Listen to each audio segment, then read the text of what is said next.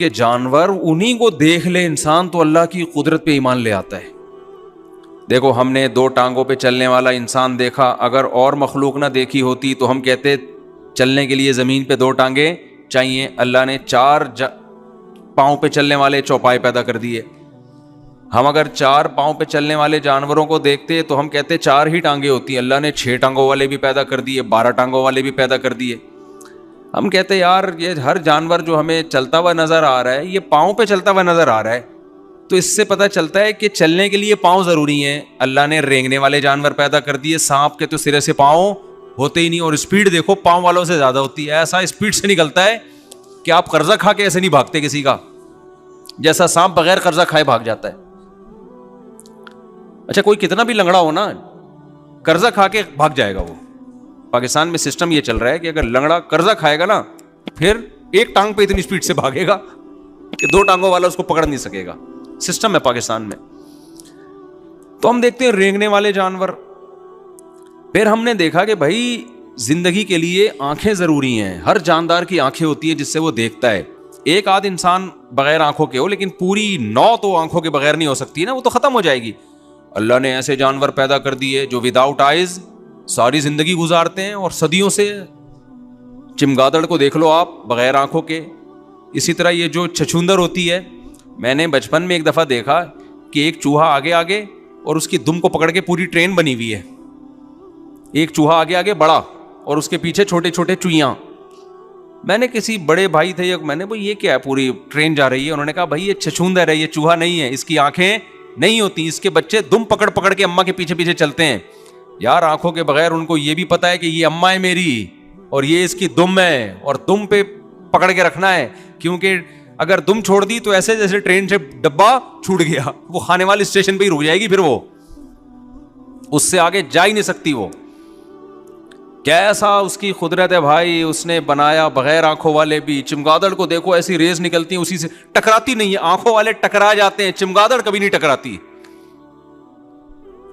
پھر ہم نے دیکھا بھائی اس کائنات میں ایسے جانور بھی ہیں. ہم نے خشکی کے جانوروں کو دیکھا. ہم نے کہا بھائی پانی کے اندر کوئی جانور زندہ نہیں رہ سکتا اگر ہم صرف خشکی کے جانوروں کو دیکھتے, کیونکہ آکسیجن چاہیے, آپ کے لنگس کے ذریعے آکسیجن, پانی میں جاتے ہیں تو لنگس آکسیجن کہاں سے لیں گے.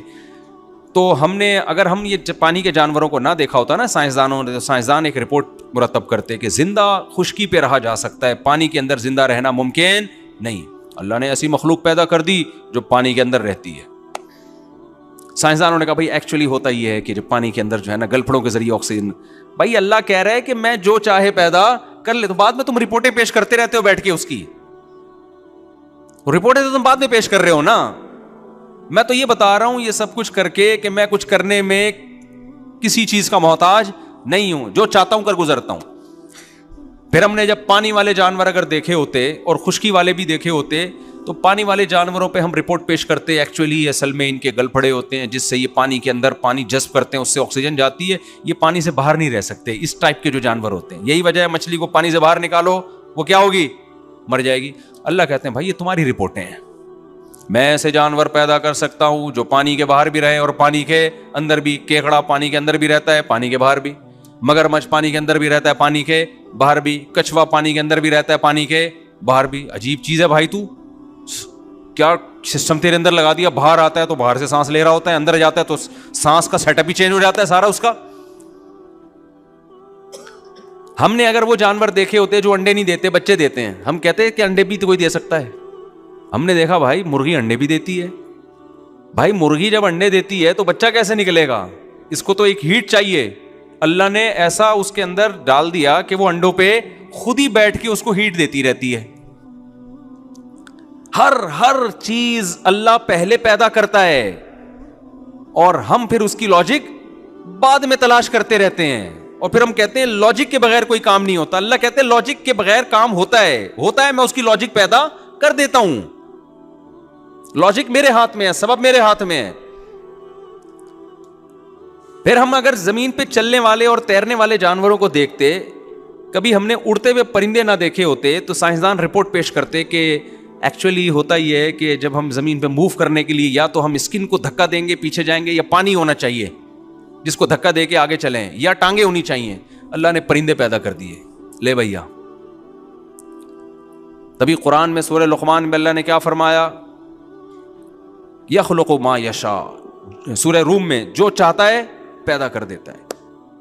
اور وبث فیہا من کل دابہ, ہر طرح کی مخلوق سے زمین کو بھر دیا اس نے, ہر طرح کی مخلوق سے, ایسی ایسی مخلوق ہے عقل حیران. آپ کو پتا ہے ہم جب سمندر میں ڈبکی لگا کے جاتے ہیں کتنا فٹ گہرا جا سکتے ہیں بھائی؟ 2 فٹ 3 فٹ 10 فٹ چلے جائیں گے. اس کے بعد سائنسدان کیا بولتے ہیں بھائی, پانی کا ویٹ آپ کے اوپر پڑنا شروع. یہ جو ٹائٹینک کی تلاش میں آپ دوز اندر گئی تھی, یہ واپس کیوں نہیں آئی؟ اس لیے کہ اس کو ڈیزائن کیا گیا تھا بھئی یہ اتنا ویٹ پانی کا برداشت کر سکتی. پانی کا بھی ایک وزن ہوتا ہے, جیسے جیسے آپ نیچے جائیں گے تو آپ وہ وزن آپ کی باڈی برداشت, کیونکہ بہت دباؤ پڑ رہا ہے نا اوپر سے. کیا خیال ہے بھائی؟ پانی کا بھی ایک وزن ہوتا ہے کہ نہیں ہوتا؟ آپ جب پانی کی بوتل, اگر پانی کا وزن نہیں ہوتا تو 10 لیٹر کی بوتل اٹھا لو گے, 20 لیٹر کی اٹھا لو گے, اس سے زیادہ اٹھا سکتے ہو؟ وہ بوتل کا وزن تھوڑی ہوتا ہے بھائی, وہ اس کے اندر پانی کا وزن ہوتا ہے. تو ایک حد تک اٹھاؤ گے. اگر کوئی آپ کے اوپر 100 لیٹر کی بوتل لا کے رکھ دے اور آپ کو کسی اور کے اوپر رکھ دے, پھر وہ تو نہ آپ بچو گے نہ وہ بندہ بچے گا. کیا خیال ہے, ایسا ہی ہے کہ نہیں ہے؟ اتنا ویٹ ہو جائے گا آپ کے اوپر. تو آپ جب سمندر کی تہہ میں جاتے ہو ایک حد تک جا سکتے ہو, اس کے بعد سائنسدان کہتے ہیں آپ کی باڈی پچک جائے گی پانی میں, مر جاؤ گے آپ, اتنا دباؤ ہوگا. تو آپ دوزیں بنائی تاکہ وہ دباؤ کو کیا کریں, برداشت کریں. وہ آپ دوزیں کروڑوں روپے کی آپ دوز تھی جس میں ٹائٹینک کی تلاش میں یہ لوگ نیچے گئے, لیکن وہ آپ دوز پانی کا بوجھ برداشت نہیں کر سکتی. اتنی بہترین آپ دوز تھی, ان کو تو 100% یقین تھا کہ برداشت کر لے گی. رکشے کے پیچھے لکھا ہوتا ہے تپڑ ہے تو پاس کر ورنہ برداشت کر. اس آپ دوست پہ لکھا ہوا تھا تپڑ ہے تو پاس کر ورنہ برداشت کر, نیچے لکھا ہوا تھا برداشت کر لیں گے ہم. تپڑ ہے, پاس بھی کریں گے اور برداشت بھی کریں گے.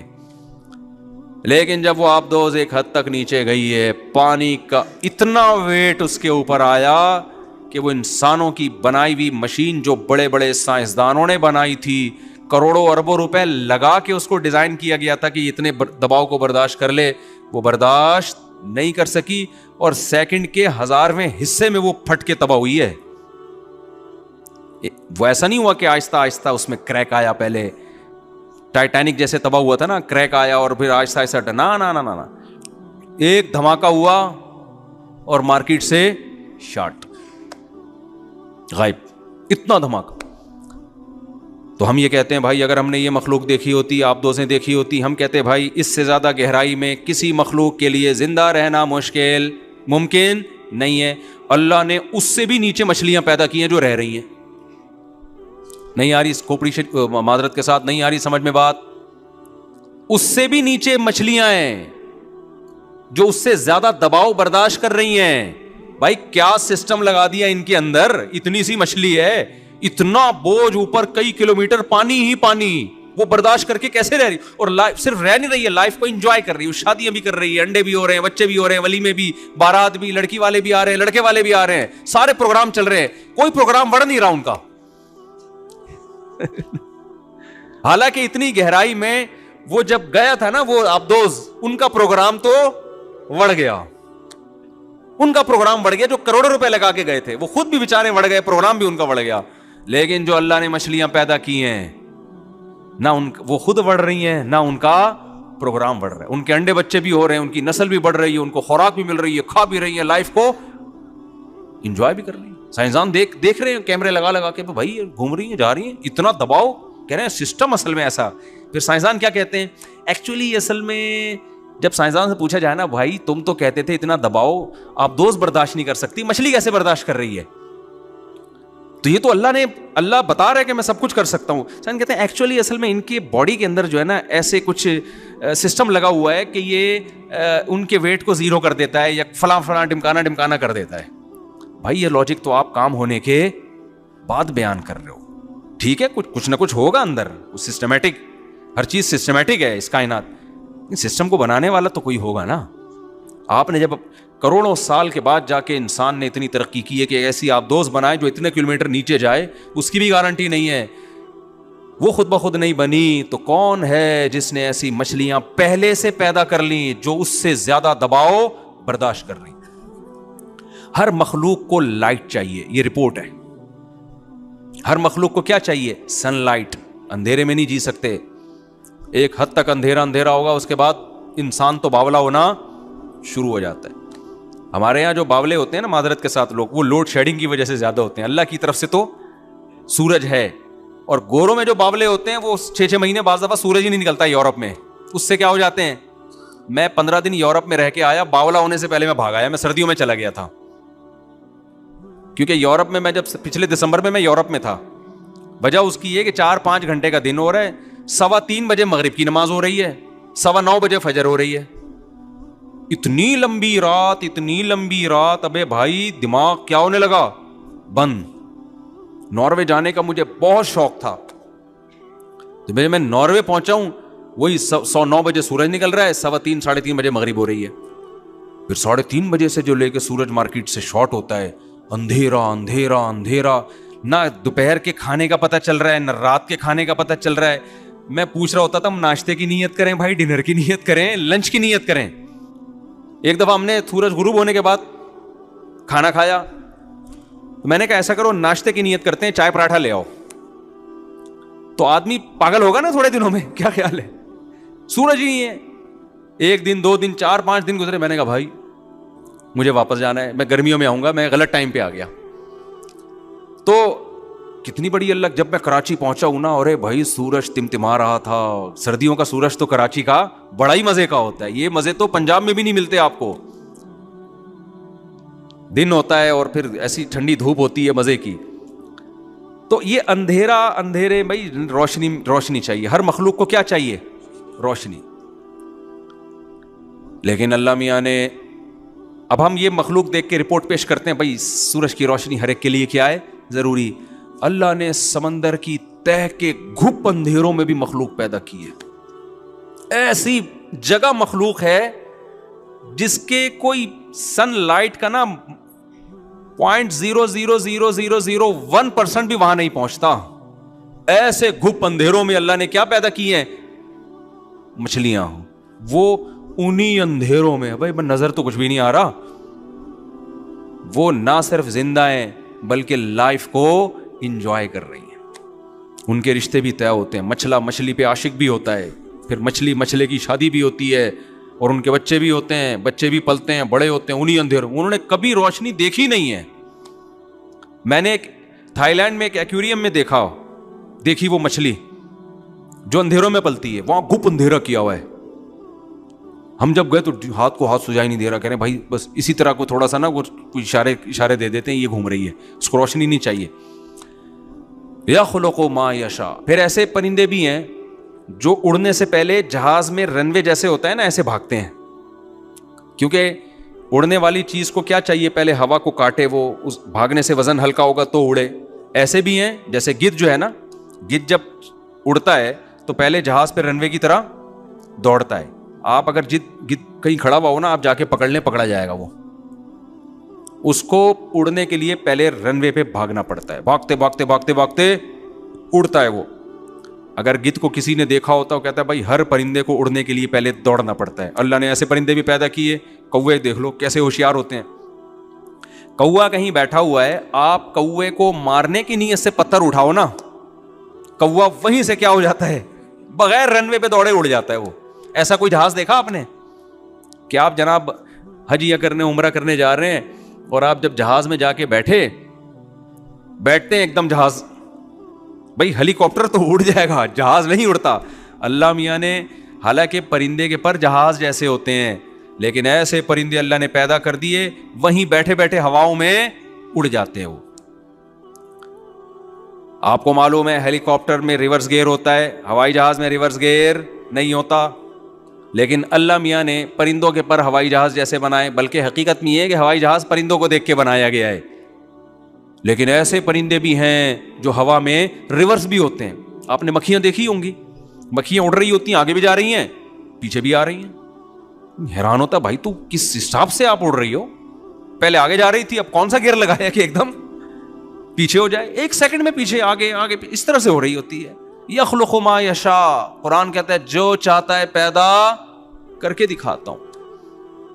دودھ والے جانور جو بچوں کو دودھ پلاتے ہیں، باجرا کھلاتے ہیں. میں تو مرغیاں بہت پالتا ہوں نا, صبح شام اللہ کی قدرت کے نمونے مرغیوں میں نظر آتے ہیں ہمیں. کمال ہے, ادھر چوزا پیدا ہوا, مرغی کیا کرتی ہے, جیسے ہی دانا ڈالو نا, مرغی کھاتی نہیں ہے, فوراً دانا چبائے گی اور نیچے پھینکنا شروع کر دے گی. یار اس کے دل میں ایسی ممتا, پہلی دفعہ بھی بچہ دے گی نا تو یہی حال ہوگا اس کا. پہلی دفعہ میں کس نے بتایا بھائی؟ انسان تو اپنے بڑوں سے سیکھ لیتا ہے, سوسائٹی سے سیکھ لیتا ہے. آپ مرغی کو سب مرغیوں سے الگ کر کے بند کر دو, وہی پروسیس ہوگا. انڈا دے گی, انڈوں پہ بیٹھے گی, اس کو گھماتی رہے گی 12 گھنٹے سے تاکہ چاروں طرف سے ہیٹ ملے. 21 دن کے بعد چوزے نکلنا شروع ہوں گے تو ایک دم انڈے چھوڑ نہیں دے گی. اس کو پتا ہے ابھی ایک کی رپورٹ آئی ہے, باقی کی رپورٹیں کیا ہیں, باقی ہیں. سب کو سیکو, سب سے چوزے نکلیں گے. اس کے بعد جب دانا رکھو گے, کتنے دن سے بھوکی ہے, صحیح طرح پیٹ بھر کے نہیں کھایا, لیکن دانا توڑ کے فوراً کیا کرے گی, چوزوں کو ڈالنا شروع کر دے گی. کہاں سے سیکھا بھائی؟ سائنسدان اس کی لاجک پیش کرتے ہیں. ایکچولی ہوتا یہ ہے کہ یہ جو ہے نا ان کی جینز میں اور ڈی این اے میں یہ چیزیں شامل ہو جاتی ہیں. وہ تمہارے ماموں نے شامل کی ہیں ان کے ڈی این اے میں یہ چیزیں. کسی کی پھپھو آئی تھی جو اس کی ڈی این اے میں یہ چیزیں شامل کر کے گئی ہے. کہتے ہیں ایوالو ہوا ہے, یہ ایوالو اوپر سے چلا آ رہا ہے. بھائی یہ ایوالو کے سافٹ ویئر کس نے ڈال دیے ان کے اندر؟ ایوالو کے اگر ہوا ہے تو کس نے ڈال دیا ان کے اندر یہ سافٹ ویئر؟ خود بخود ہی ہوتا جا رہا ہے. بھائی خود بخود کچھ نہیں ہو رہا. ہاذا خلق اللہ, اللہ جب اپنی تخلیقات بیان کرتا ہے کہتا ہے ہاذا خلق اللہ, یہ میری پروڈکٹ ہے جو تمہیں نظر آ رہی ہے. فارونی ماذا خلق الذین من دونی, بتاؤ میرے علاوہ کس نے کیا بنایا ہے. کوئی ایسی ایک چیز تو لا کے دکھا دے. ہم کہیں گے اللہ ہم نے فراری بنائی ہے, ہم نے موبائل بنایا ہے. ہم کہہ سکتے ہیں اللہ ہماری بھی پروڈکٹ کوئی چھوٹی موٹی پروڈکٹ نہیں ہے. ہم نے راکٹ بنائے, ہم نے جہاز بنائے, ہم نے ہیلی کاپٹر بنائے, ہم نے میزائل بنائے, ہم نے پیناڈول بنائی جو سر کے درد کو کیا کر دیتی ہے. دوسری شادی کا بہترین علاج پیناڈول ہے.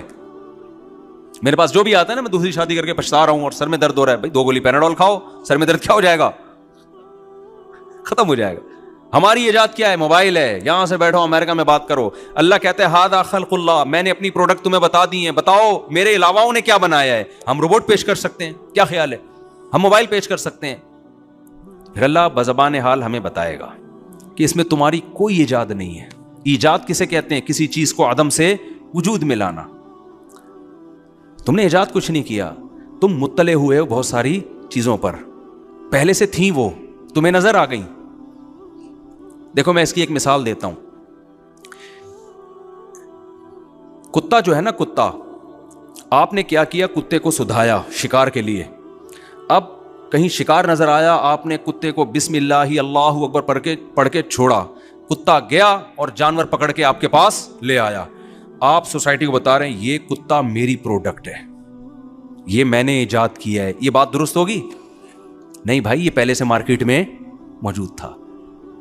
آپ کو پتا چل گیا کہ اس کو اس طرح سے سدھایا جا سکتا ہے, قابو میں لایا جا سکتا ہے. پہلے یہ بے قابو تھا, اس کو سدھائے. بلی کو نہیں سدھا سکتے آپ. یہ اس میں سدھانے کے سافٹ ویئر پہلے سے قدرت نے انسٹال کیے ہوئے ہیں کہ اس کو ٹریننگ دی جا سکتی ہے. یہ پہلے سے ہے, یہ بنایا نہیں ہے آپ نے, آپ اس کے موجد نہیں ہو. آپ بلی کو کیوں نہیں سدھا دیتے؟ آپ مرغوں کو کیوں نہیں سدھا دیتے؟ کتے کو کیوں سدھایا جا رہا ہے؟ او بھائی اس کے اندر تربیت کے سافٹ ویئر اللہ نے پہلے سے انسٹال کیے ہوئے ہیں انسان کی خدمت کے لیے. آپ اس پر مطلع ہو گئے کہ یار تجربہ کر کے دیکھا مختلف جانوروں پر, کسی کو کوئی نہیں سیکھتا, کتا سیکھ جاتا ہے, اس کو آپ نے سدھا لیا. تو آپ نے ایجاد نہیں کیا, آپ ایک چیز پر مطلع ہو گئے ہیں. تو اطلاع بھی ایک کمال کی چیز ہے. یہ بھی جو تجربہ کرتے ہیں, پریکٹس کرتے ہیں, محنت کرتے ہیں, وہ ان چیزوں پر مطلع ہوتے ہیں. لیکن آپ موجد نہیں ہیں, آپ کریٹر نہیں ہیں. موبائل میں بھی یہی ہوا ہے میرے بھائی, موبائل انسان کی ایجاد نہیں ہے. ہم جو یہاں سے بات کرتے ہیں نا, بٹن دبائیں گے اور فوراً امریکہ ہمارا رابطہ ہو جائے گا. تو ہماری بات وہ ریز ہیں جو سیکنڈوں میں یہاں سے وہاں ہماری بات کو اپنے کندھوں پہ سوار کر کے پہنچا دیتی. وہ ریز اس کائنات میں پہلے سے موجود تھیں. سائنسدان ان ریز پر مطلع ہوئے ہیں کہ یار ہواؤں میں ایسی شعاعیں گھوم رہی ہیں کہ ان شعاؤں میں, جیسے ہواؤں میں جہاز گھوم رہے ہیں نا, گدھے گھوڑے گھوم رہے ہیں, ہم گدھے گھوڑے پہ بیٹھ کے پہنچ جاتے ہیں. اب دیکھو ایک آدمی نے کراچی سے جانا ہے حیدرآباد, پرانے زمانے میں فرض کریں. اب حیدرآباد جانے کا ایک طریقہ یہ پیدل نکل جائے وہ, لیکن اس نے دیکھا یار گھوڑے گدھے گھوم رہے ہیں. ایک بندہ جنگل گیا, اس نے دیکھا یار ایک گھوڑا ہے بھی ہے, گدھا بھی ہے, زیبرا بھی ہے, شیر بھی ہے. اس نے تجربے کرنا شروع کر دیے کہ کون سا جانور ایسا ہے جس کی پشت پہ بیٹھوں گا تو وہ مجھے تگڑ تگڑ حیدرآباد 8 گھنٹے کا سفر 2 گھنٹے میں کرا دے گا. اس نے تجربہ کیا تو اس نے دیکھا یہ گھوڑا ایک ایسی چیز ہے جو کنٹرول میں آ سکتا ہے. گدھا بھی آ سکتا ہے لیکن اس کی اسپیڈ سلو ہے, گھوڑا بھی آئے گا لیکن اس کی اسپیڈ کیا ہے, تیز ہے. اونٹ بھی آئے گا, اس کی اسپیڈ تو کم ہے لیکن ویٹ زیادہ اٹھا لے گا. وہ زیبرا نہیں آتا کنٹرول میں, شیر کنٹرول میں نہیں آئے گا, چیتا کنٹرول میں نہیں آئے گا. تو اس نے ایک رپورٹ پیش کی, بھائی گھوڑا گدھا پہلے سے مارکیٹ میں, اونٹ گھوڑے گدھے یہ پہلے سے موجود ہے, اس سے یہ کام لیا جا سکتا ہے, گدھے سے لوڈ زیادہ ڈالا جا سکتا ہے, اونٹ پہ تو پورا خاندان آ جائے گا آپ کا, 4 بیویاں آ جائیں گی اس کے اوپر, معذرت کے ساتھ خواتین سے. تو اور آپ پھر اس پہ نہیں آئیں گے, یہ ذہن میں رکھنا, کیونکہ چاروں جب ایک جگہ آ گئی تو پھر آپ اب وہاں نہیں آ سکتے. جیسے لوگ کہتے ہیں نا 4 بیویوں کو گھر میں رکھ سکتے ہیں, میں کہتا ہوں آپ 4 کو رکھ سکتے ہیں لیکن پھر آپ اس گھر میں خود نہیں رہ سکتے. آپ 4 کو اگر آپ نے اس گھر میں رکھ لیا تو اب آپ اس گھر میں نہیں رہ سکتے, پھر آپ کہیں اور انتظام کریں, یا تو آپ 4 کو رکھ لیں یا خود رہ لیں وہاں پہ. تو خیر اب آپ نے کیا کیا بھائی, آپ اس گھوڑے کو پکڑ کے لے آئے کہ یار یہ ایک ایسی چیز ہے جو پہلے سے پیدا ہوئی ہوئی ہے. اس پہ ہم نے ریسرچ کر کے پتا چلا کہ اس پہ بیٹھ کے ہم کراچی سے حیدرآباد 4 گھنٹے میں پہنچ سکتے ہیں. تو یہ جو ریز ہے نا, جو موبائل کے ذریعے ہم جو بات کرتے ہیں, جو ریز ہیں ہماری بات کو یہاں سے وہاں سیکنڈوں کے بھی 10ویں حصے میں پہنچا دیتی ہیں. یہ ریز سائنسدانوں نے ایجاد نہیں کی ہیں, یہ ایجاد کرنا کسی کے بس میں ہے نہیں, یہ پہلے سے موجود تھیں. سائنس تجربے کرتی رہی اور وہ ریز آہستہ آہستہ دریافت ہوتی رہی. جیسے ایک سائنسدان نے پانی پہ سوئی رکھی نا, تو دیکھا گھوم گھوم کے ایک ہی طرف کو جا رہی ہے, نارتھ اور ساؤتھ کی طرف جا رہی ہے. اس نے کہا یار یہ کیا مذاق ہے, اس کو کون بتا رہا ہے؟ تو پتا چلا بھائی دریافت ہو گئی نا, نارتھ اور ساؤتھ پہ کیا ہے, مقناطیسی ریز ہیں, اور وہ 360 سال میں کیا کرتی ہیں, اپنا چکر مکمل کرتی ہیں. تو ان مقناطیسی ریز سے بہت سارے فائدے اٹھانا شروع کر دیے. تو ایسے ہی سائنسدانوں نے غور کیا تو پتا چلا بھائی ایسی ریز ہیں کہ اگر ان کو کنٹرول میں لایا جائے تو ہم اپنی بات کو یہاں سے وہاں بغیر کسی تار کے سیکنڈوں میں ہزاروں میل کا فاصلہ طے کر سکتے ہیں. تو جیسے گھوڑے کو قابو کیا جاتا ہے رسی کے ذریعے, رسی ایجاد کر کے کھونٹے سے باندھ دیا گھوڑا, تو اسی طرح ان ریز کو قابو کرنے کے لیے کیا ایجاد کیا گیا, cell phone, mobile phone. Mobile phone آپ کی بات یہاں سے وہاں نہیں پہنچاتا, موبائل فون ان ریز کو کنٹرول کرتا ہے, ان کو کمانڈ دیتا ہے, اور ایک خاص ترتیب سے. میں سائنسدان تو ہوں نہیں نا کہ میں آپ کو پورے طریقے سے بتاؤں. یہ وہ رسی ہے جس نے ان ریز کو کنٹرول کر لیا اور اس کو ایک کوڈ دے دیا. اب آپ کی بات سیکنڈوں میں جو یہاں سے وہاں پہنچ رہی ہے, ان ریز کی وجہ سے پہنچ رہی ہے, ان شعاؤں کی وجہ سے پہنچ رہی ہے, جن کا خالق کون ہے, اللہ تعالیٰ ہے. یہ پہلے سے پیدا شدہ چیزیں ہیں, یہ ساری انسان صرف قابو کر رہا ہے, کنٹرول کر رہا ہے. تو یخلق ما یشاء, جو چاہتا ہے پیدا کرتا ہے. میں جب قرآن پڑھتا تھا نا پہلے بڑا حیران ہوتا تھا, اللہ تعالیٰ سمندری جہاز کو بھی اپنی ایجاد قرار دیتے ہیں, حالانکہ یہ تو انسان کی ایجاد ہے. وَلَهُ الْجَوَارِ الْمُنشَآتُ فِي الْبَحْرِ كَالْأَعْلَامِ, اللہ کہتا ہے جو سمندر میں پہاڑوں جیسے جہاز چلتے ہیں یہ کس کے ہیں, اللہ کے ہیں. یا اللہ یہ تو ہم نے بنائے ہیں. یہ کس نے بنائے ہیں بھائی؟ یہ تو انسانوں نے بنائے ہیں, سائنسدانوں نے بنائے ہیں. تو یہ اللہ نے کہاں سے بنا دیے, جبکہ اللہ اس کی نسبت بھی کس کی طرف کر رہا ہے, اپنی طرف. کیوں کر رہا ہے؟ یہ لوہا کس نے بنایا بھائی؟ اللہ نے بنایا, جس میں پگھلنے کی صلاحیت ہے. پھر سمندر, پانی کا کام ہے ڈبونا. سمندر کے اندر یہ صلاحیت کہ اتنے زیادہ ویٹ کو اپنے سینے پہ اٹھا لے, پانی کے اندر یہ صلاحیت کس نے پیدا کی ہے, اللہ نے. پھر وہ ہوائیں جو اس بڑے سے بڑے جہاز کو دھکیلتی ہیں, یہ کس نے پیدا کی ہیں, اللہ نے. پھر وہ ڈیزل, پہلے ہواؤں سے چلتے تھے, اب ڈیزل سے چل رہے ہیں جہاز. وہ ڈیزل زمین کی رگوں میں کس نے پیدا کیا, بولو نا, اللہ نے پیدا کیا. وہ پیٹرول جو اس خام مال سے پیٹرول نکل رہا ہے, گریس نکل رہا ہے, ڈیزل نکل رہا ہے, مٹی کا تیل نکل رہا ہے, 20 قسم کی چیزیں نکل رہی ہیں. ایک چیز بھی انسان نے نہیں بنائی ہے, ساری کس کی بنائی ہوئی ہیں, اللہ کی بنائی ہوئی ہیں. اس لیے اللہ یہ کہنے میں سورہ رحمان میں حق بجانب ہے, وَلَهُ الْجَوَارِ الْمُنشَآتُ فِي الْبَحْرِ كَالْأَعْلَامِ, جو پہاڑوں کی طرح جہاز ہے نا, جو تمہاری تجارت کا ذریعہ ہے. اگر یہ سمندری جہاز نہ ہوتے, اتنی مہنگائی دنیا میں ہوتی, اتنی مہنگائی کہ آپ کی سوچ سے بھی زیادہ. کیونکہ پھر آپ کو گندم کے 1000 کنٹینر منگوانے ہیں, ہوائی جہاز لا سکتا ہے؟ کتنے جہاز آئیں گے جو لے کر آئیں گے. میں تو پہلے پاکستان نیوی میں رہا ہوں نا, تھوڑا ڈاک یارڈ میں, تو وہاں میں نے بڑے بڑے جہاز دیکھے. ایک دفعہ ایک چائنا سے جہاز آیا, ہمارے لڑکوں نے کہا بہت بڑا جہاز آیا. میں جا کے دیکھا تو یہ کنٹینر ایسے لگ رہے جیسے ماچس کی ڈبیاں نہیں ہوتی, جیسے بچوں کے کھلونے ہوتے ہیں نا ماچس کی ڈبیا, اتنے بڑا کنٹینر, اتنے بڑے بڑے کنٹینروں سے جہاز بھرا ہوا ہے. پتہ نہیں اس میں گندم تھی, چاول تھا, یا چرس آ رہی تھی, کیا رہا تھا, اللہ بہتر جانتا ہے.